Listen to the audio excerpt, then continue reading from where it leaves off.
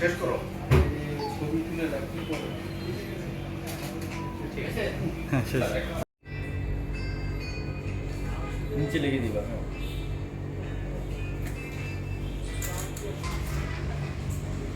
তাই এখন কি এগুলো কে নিয়ে স্যার এখন কি দিয়ে দিবে কি কাজ বাকি আছে? শুরু করলাম আমার আর কোনো রিয়াজও নাই, একমাত্র রিয়াজও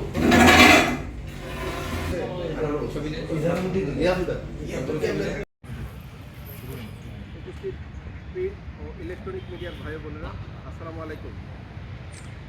আপনারা সবাই অবগত আছেন, মহাপরিচালক বর্ডারঘাট বাংলাদেশ সীমান্ত এলাকায় যে কোনো প্রকার চোরাকারবারির জন্য জিরো টলারেন্স হিসেবে ঘোষণা করেছে।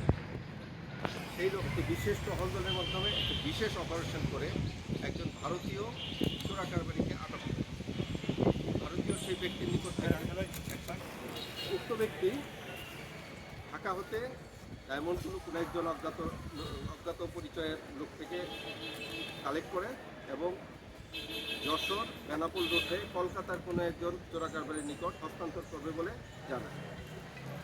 এই লোক ভারতের তামিলনাড়ু এলাকার বাসিন্দা বলে আমাদেরকে তথ্য দেয়। লোকটির নাম হচ্ছে সুজাউদ্দিন এবং তার বাবার নাম আবু বকর।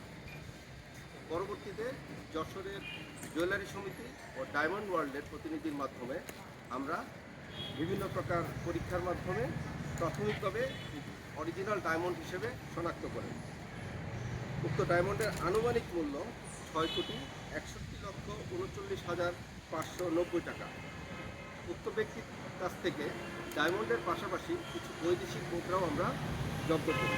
তার মধ্যে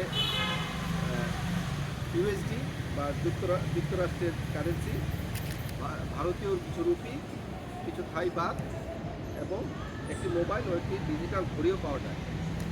জব্দকৃত মালামাল ও ডায়মন্ডের সর্বমোট সিজার মূল্য দিয়ে দাঁড়ায় ৬,৬২,৬৫,১৬১ টাকা।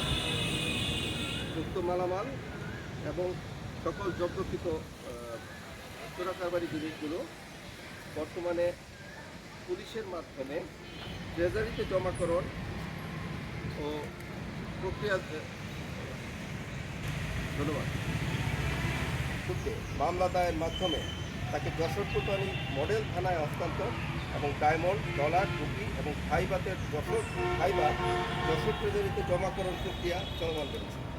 ধন্যবাদ। পরিচয়টা কি পরিচয় এবং ওই জায়গার জেলা বা গ্রামের নাম? ডিটেলটা আসলে আমি দিয়েছি, কার কাছ থেকে নিচ্ছেন বা কার কাছে জমা দিচ্ছেন সে ব্যাপারে কোনো তথ্য আমি দিতে পারি। কোন প্রক্রিয়া উনি পাচ্ছেন বা দিতে হবে এর কোন ধরনের দিয়েছেন এবং এই ব্যবহারের জন্য উনি দিয়েছেন?